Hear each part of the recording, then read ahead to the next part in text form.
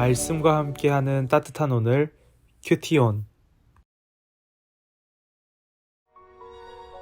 그의 부모가 해마다 유월절이 되면 예루살렘으로 가더니 예수께서 12살 되었을 때 그들이 이철기의 관례를 따라 올라갔다가 그 날들을 마치고 돌아갈 때에 아이 예수는 예루살렘에 머무셨더라.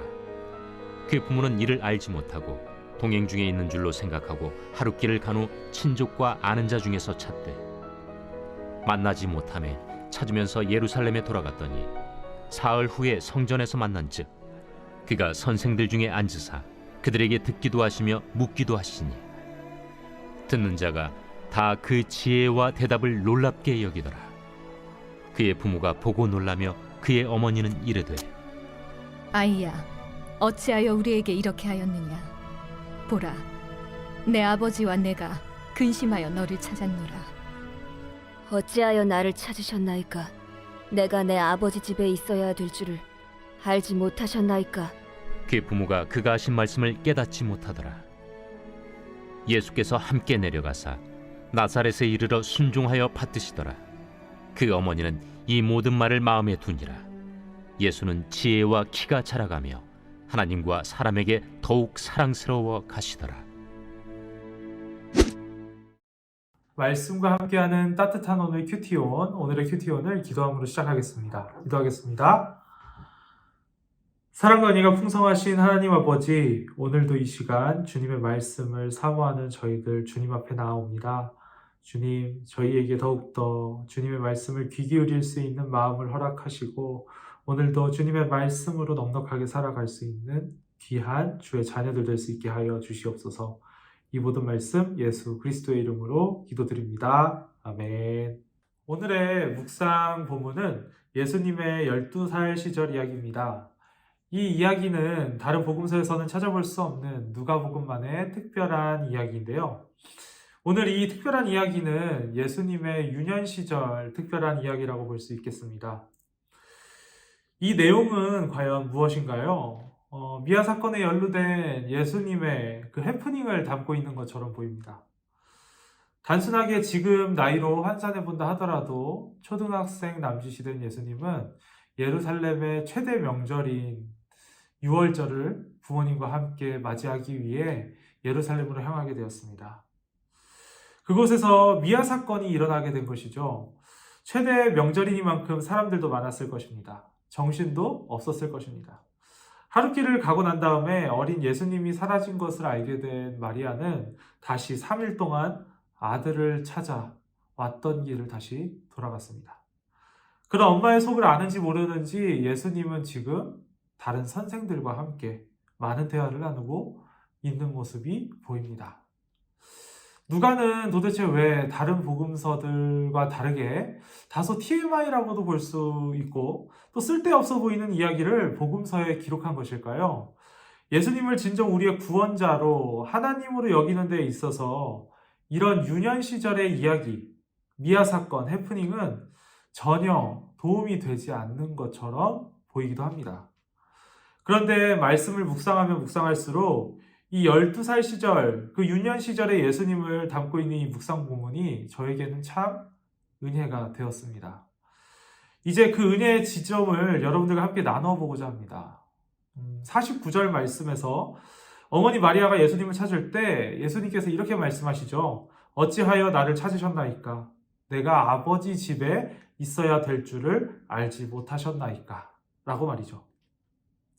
이런 예수님의 모습을 보니 예수님은 그 어린 유년 시절에도 분명한 자의식이 있으셨던 것처럼 보입니다.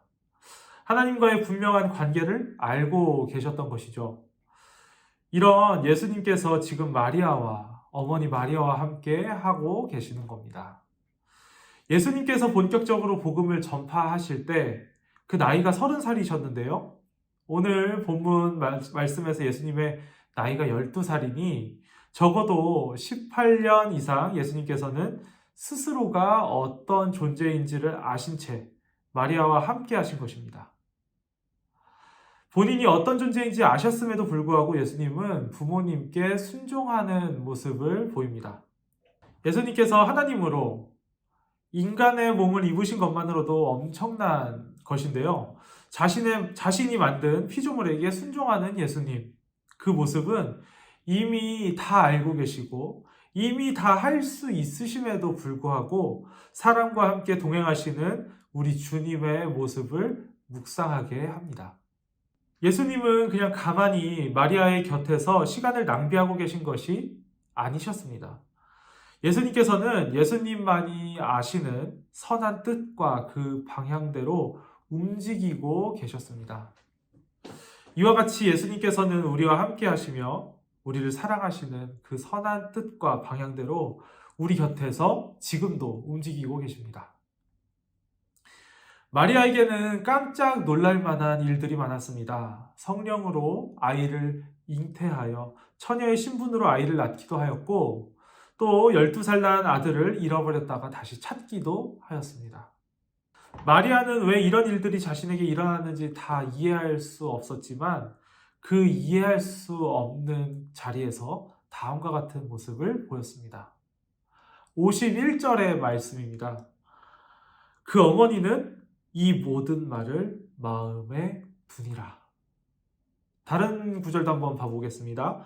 누가복음 2장 19절. 2장 19절에도 이렇게 기록되어져 있습니다.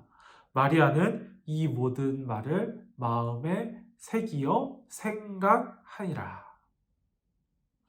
마리아와 요셉이 당장 예수님이 하셨던 말씀을 깨닫지 못하는 것처럼 우리도 당장의 상황 속에서 예수님의 사랑을 그리고 예수님의 그 뜻하신 그 방향을 다 이해하지 못할 때가 많습니다.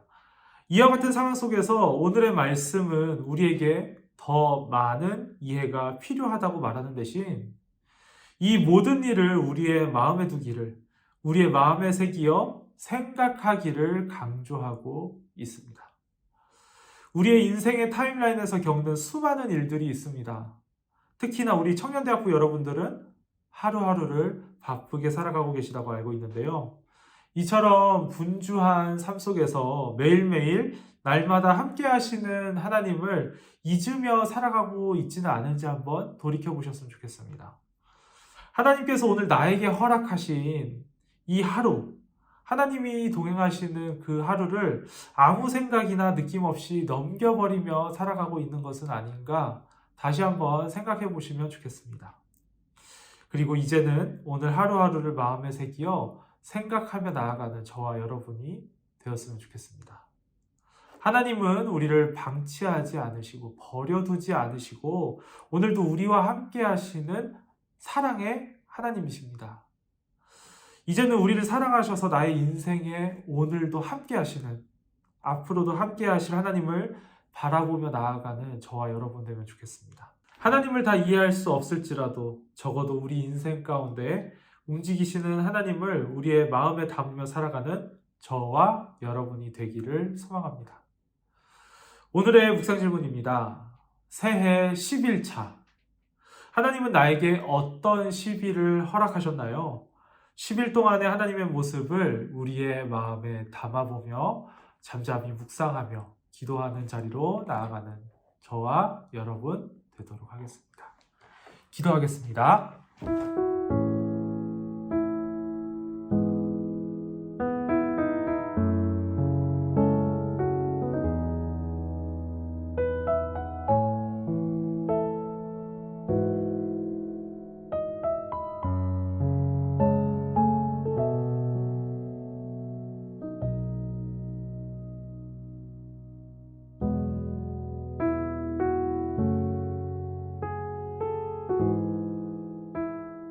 사랑과 은혜가 풍성하신 하나님 아버지, 오늘 이 시간 12살 시절 예수님의 모습을 통하여서 그리고 그 예수님과 함께 살아가는 마리아의 모습을 통하여서 저희와 함께 계시는 하나님 그리고 그 하나님을 바라보는 우리의 모습을 돌아보게 됩니다.